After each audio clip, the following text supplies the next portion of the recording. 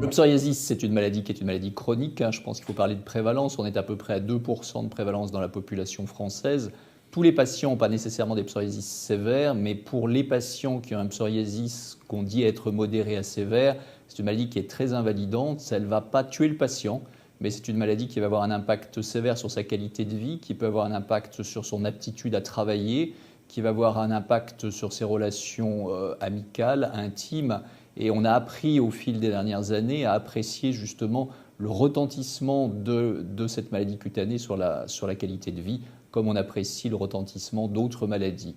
Et en évaluant ce retentissement, on s'est rendu compte que le psoriasis avait, chez les patients qui en souffraient, un retentissement qui était du niveau de celui du diabète, de celui de l'infarctus, de celui de pathologies qui sont habituellement considérées comme des pathologies sévères, alors que le psoriasis pourrait être considéré comme une simple maladie de peau, ce qui n'est pas du tout. Et en tout cas, tous les patients qui ont un psoriasis vous expliqueront bien que c'est quelque chose qui les gêne au quotidien plus que d'autres maladies dont ils souffrent et qui sont moins présentes. Pendant de très très nombreuses années, il faut bien l'admettre, on avait peu de choses.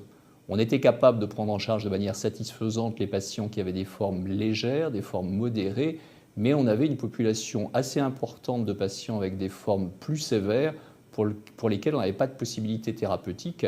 Et ça a été un vrai problème pendant plusieurs années, et notamment quand ces nouvelles molécules sont apparues, c'est d'aller chercher ces patients qu'on n'avait pas su traiter, qu'on n'avait pas pu traiter, pour les ramener chez le dermatologue et leur offrir à nouveau des traitements, parce qu'ils avaient perdu l'espoir. En fait, c'est une maladie dans laquelle on perd volontiers l'espoir.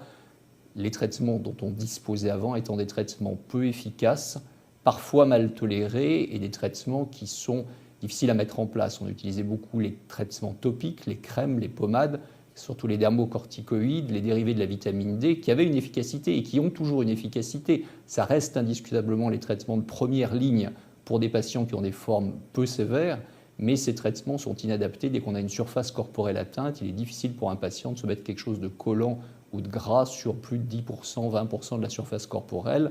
Et puis au-delà d'une certaine surface atteinte, les quantités de produits absorbés peuvent avoir un effet systémique et ça peut conduire à des effets secondaires qui sont assez délétères.